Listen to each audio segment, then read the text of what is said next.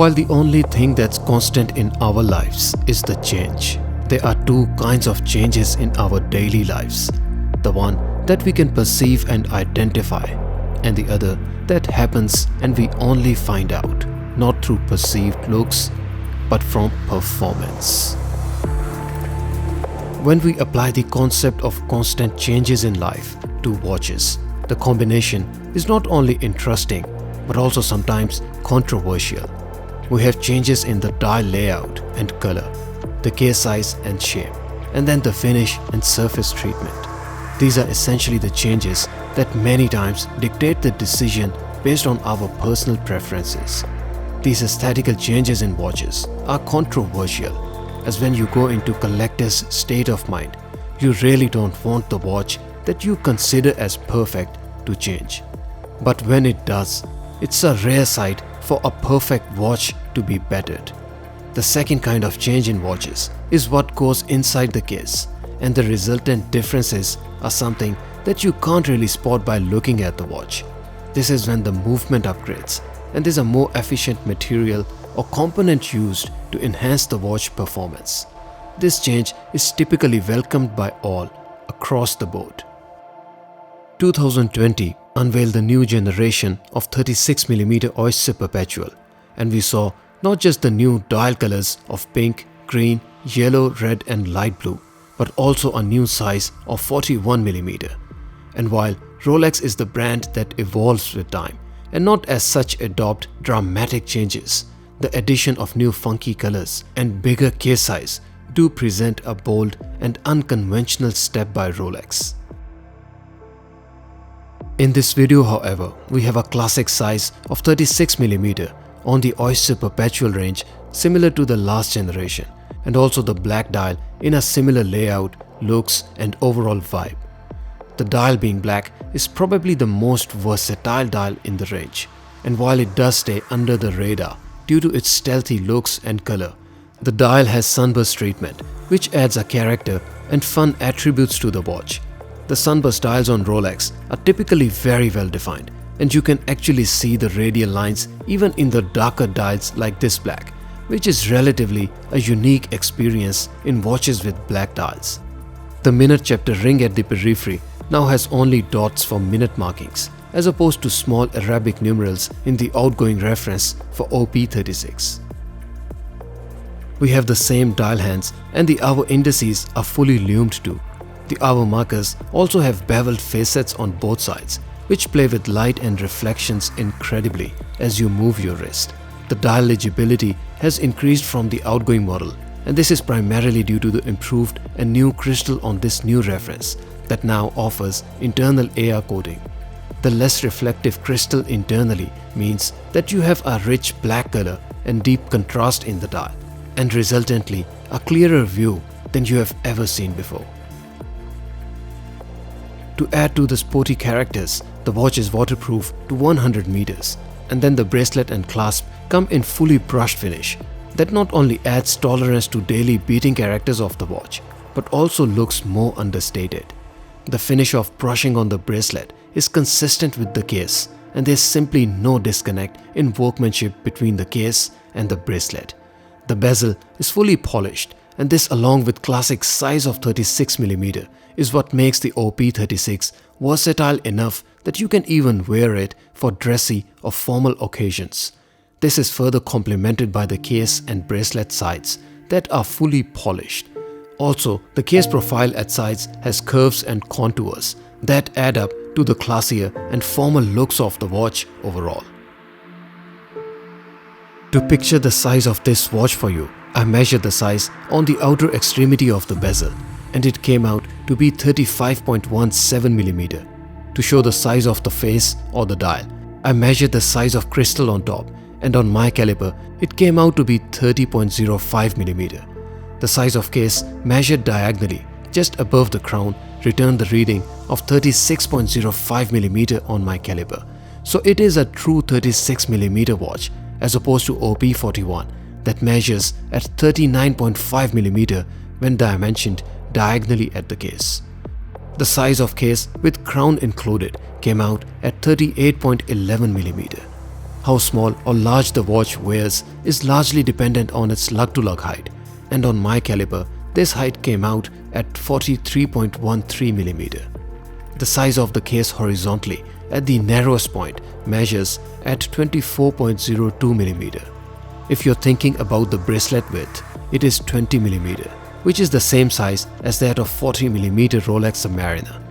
The bracelet tapers down towards the clasp, and the width of clasp is 17.6mm, which is again the same size as that of Submariner.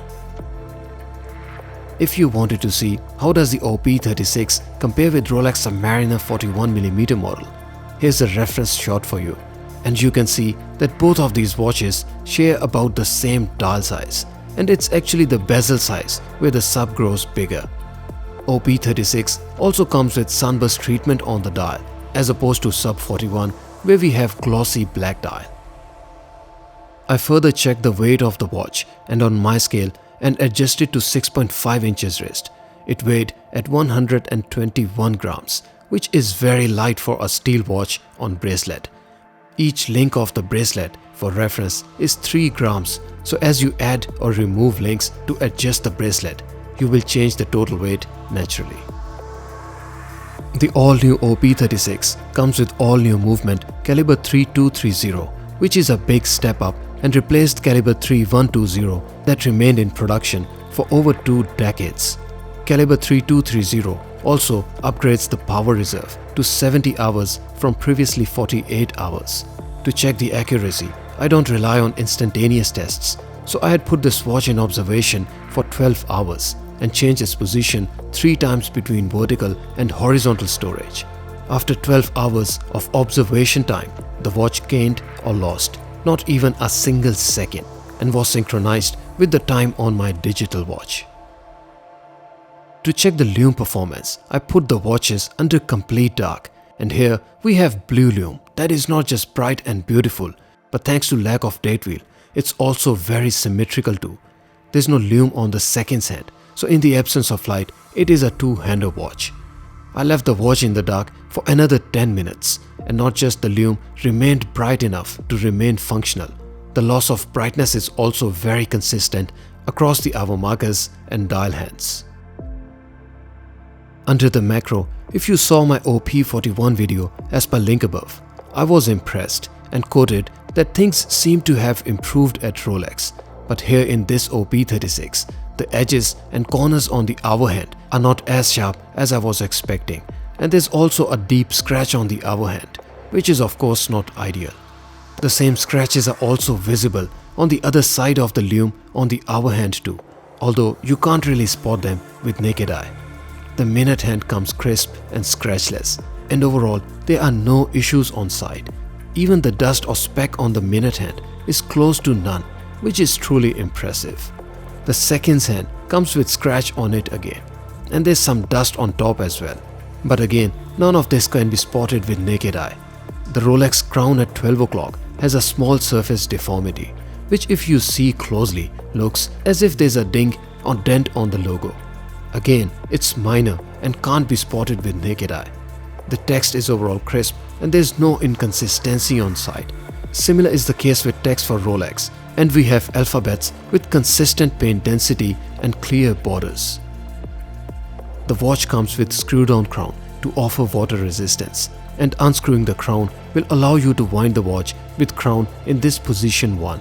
If you pull the crown one step back, it will hack the seconds hand and allow you to set the time accurately.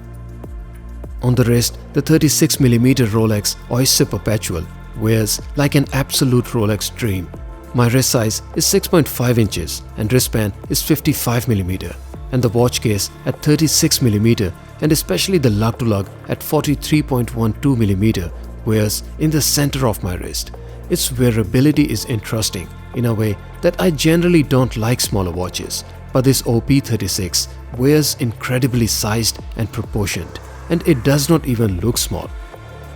I analyzed it further to find out why, and this potentially is because it's an all-dial watch, and then the bracelet is wide at 20mm, which adds to the overall heft of the watch.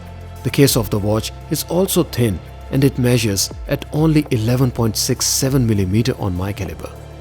This case thickness, or should I say the thinness, also works very well with the overall smaller case size of 36mm. The bracelet is all brushed and marries very well with the case. Another significant improvement in this new release is the extension or easy link system in the clasp to give you 5mm flexibility in the bracelet length that's adjustable without use of any tools. This is the first time that OPs are offered with this extension link system on top of micro adjustments to give you the snug fit on the wrist that most of us desire. Rolex Oyster Perpetual is the watch that arguably has the longest history since the beginning of Rolex waterproof cases and perpetual watches. In 36mm, although the case size may deceive you into thinking that it will wear too small, thanks to wider 20mm bracelet and 17.5mm clasp, and then the dial size of 30mm, which is the same as that of Submariner 41mm reference. It actually wears very well. It is thin, it is iconic, it is reliable, durable and accurate. And then it's not just light and comfortable, it is a rugged tool watch. If anything, it actually looks and seems to work for both casual wear due to brush treatment and then formal events due to polished bezel and then the curved case profiles. The one situation it may look out of place is when you have it and you're not wearing it.